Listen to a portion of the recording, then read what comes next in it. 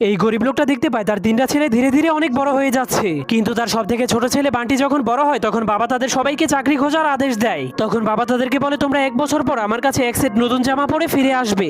এরপর তারা তিন ভাই চাকরির খোঁজে একসাথে বাইরে বের হয়ে যায়, কিন্তু তারা তিন রাস্তার মোড়ে গিয়ে একজন আরেকজনকে বিদায় দিয়ে তিনজন তিন দিকে চলে যায়। কিন্তু সব থেকে ছোট ছেলে বান্টি একটা জঙ্গলের মধ্যে যাওয়ার পর একটা ব্যাংকে দেখতে পায়। তখন সেই ব্যাংকটা বান্টিকে বলে, তুমি কি আমার জন্য কাজ করবে? তোমার কাজ হলো তুমি প্রতিদিন কাঠ কাটবে এবং আমাকে সঠিক সময়ে বিছানায় নিয়ে ঘুম পাড়াবে।